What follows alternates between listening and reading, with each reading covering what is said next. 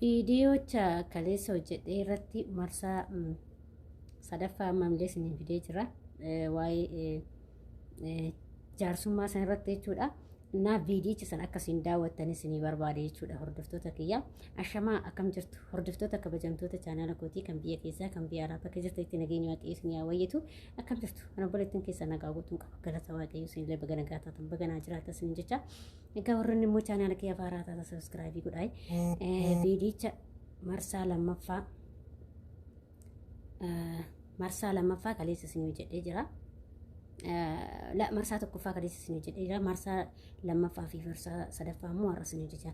Viidiyicha san immoo viidiyicha biyyaan waraabame san immoo hanga dhumaatti daawwadhaa. Viidiyoo kanarraan aansee kan haasaa kiyya kanarraan aansee isa isin jalqabsiise jechuudha. Maaliif namoonni tokko akka waa sobaatitti ilaalanis baay'eetu jira jechuudha. Maaliif isinirraa gala jaarsummaan kan akkamii akka ta'e isiniif gala jedheeti yaada jechuudha. Kanaaf seera qabaa. Oromoo seera qabaa. Seeraan bulaa aadatu jira, safuutu jira. Safuu keenya eeggachuu qabna. Keessattuu nuti shamarran biyya ormaa jirru dhugaa isiniin jedha. Adaraa keessan obboloota koo. Hanga feetes jaaladhu, hanga feetes hojiin gaggaba, hanga feetes hojiin bu'u. Gaafa maatii keetirraa hin ta'ine abadan gaa'illi gaarisiisu ta'u. Gaa'illi kan bareedu maatii kee wajjin bareeda. Gaa'illi kan bareedu aadaa fi safuu kee eeggachuu, amantaa kee eeggachuu. Gaa'illi kan bareedu ulaagaalee isaa guutuu. Gaa'illi kan bareedu kan wal kabachiisu maatii kee gaafa maatiin kee lamaa wal beekan wal kabachiisa. Gaafa kaan immoo wal hin kabachiisu jechuudha. Keessattuu ijoolleen biyya ormaa jirru kuni dhiira tokko gaafa agarru oonlaayinumaa inni akkas yoo jedhe nuti hojumaa faanee biina jechuudha. Birriitti ergine qarshiitti ergine kaanee boolee dhaaduu baga lamana ija argine jechuudha. Never akkasii miti dubbiin gaa'ilaan ulfaatti baay'ee ulfaata. Gaa'ila jechuun waan xiqqaa salphaa miti. Warroonni beektanii warri hin beeknes immoo dubbisee argachuu dandeenya. Fakkeenyaaf amma waa'ee gaa'ilaa kanan baradhe jechuun kanan baradhe yookiin immoo kanan beeku keessa gaa'ila keessa seenee osoo hin taane dubbisee waan baay'een dubbisee waa'ee gaa'ila kana keessatti jechuudha. Gaa'illi seera qabaa. Akkasuma immoo aadaa fi amantaa keetillee eeggachuu qabda. Seera mataa isaa eegale. Gaa'ila jechuun akkuma salphaatti seentee akkasumas seentee keessaa baatuuti. Gaa'ila jechuun inni ulfaata. Warri seentan hin beektan waan ta'eef mee warri seentan komitti gaa'ila jechuun baay'ee ulfaataadha. Gaafa seentee keessaa baasuun ulfaata. Kanaaf akkuma nama onlaayinii irra haasofnee jala jennu kanaaf dubbiin jechuudha. Kanaaf gaa'illi immoo seera qaba. Seera san gaafa guuttattee heerumuu qabda. Kanaafuu viidiyicha kana daawwadhaa isiniin jedha isiniin affeera. Kunooti viidiyoon.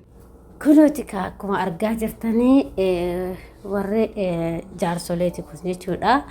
Innaa akka aadaa keenyatti akka naannoo keenyatti akka aadaa Arsiitti isin agarsiisaa jira jechuudha. Yeroo 8 jedhamu mana seessa jedhama. Mana seessa san irratti immoo bakka amma fakkeenyaaf siisterii kootiitii kan obboleessa kootiitis taa'ee jechuudha.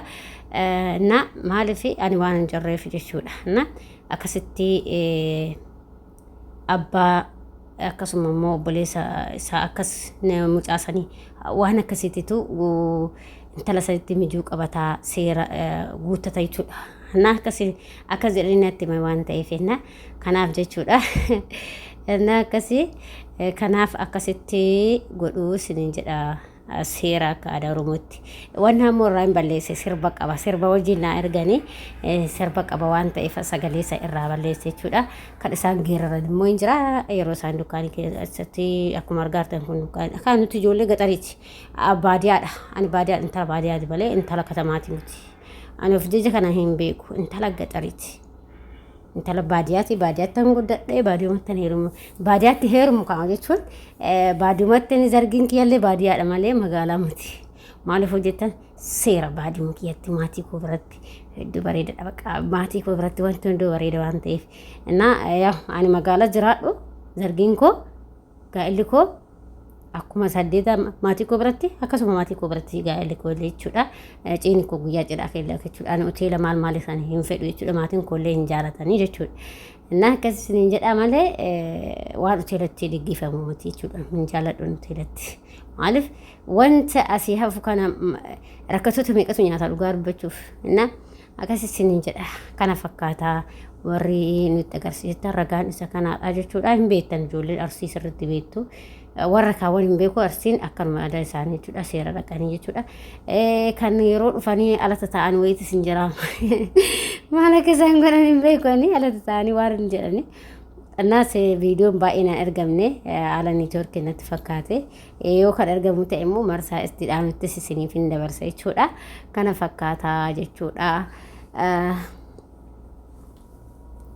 Saddeeta jechuun yookiin jaarsummaa yookiin mana seensaa jedhuun mana seensa jechuudha. Mana seensa jedhama akka naannoo keenyatti saddeen sun jechuudha.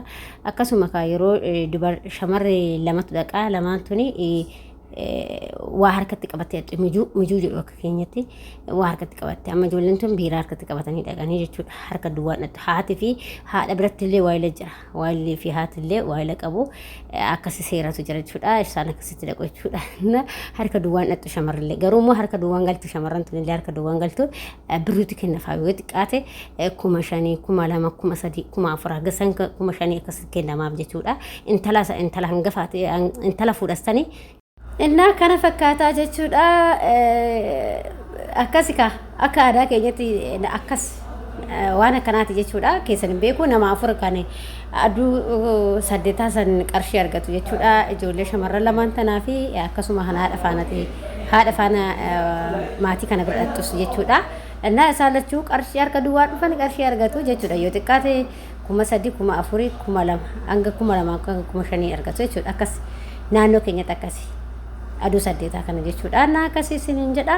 Kana fakkaataa akka naannoo keessanitti hin beeku naannoo arsii keenyatti akkana jechuudha. Akkas fataa jedhanii jechuudha. Garuu yaa'u rakkoon qabu intalli aduu saddeetaa jiraachuu baattus bakka intalaa kan buutu obboleettis rakkoon qabu. Obboleettiin jiraanis namni biraas bu'u rakkoon qabu jechuudha. Shamarruma takkatu ta'a jechuudha. Nama lama garuu shamarri kan teessu jechuudha. Akkasii harka duwwaan dhaqan dubartiin dhattu sun harka duwwaan dhattu jechuudha. Haati fi kan waasila jedhamti kanaadha wajjin dhattus ishinis harka duwwaan dhattu jechuudha. Waa harkatti qabatanii dhaqanii jechuudha. Akkasii isin jedha gizee immoo baanis isaanis immoo fudhatanii ba'uu maatiiwwan kanarraa jechuudha. Kana fakkaataa akka naannoo keenyatti geerara dhaggeeffadha amma kun geerara isaanii.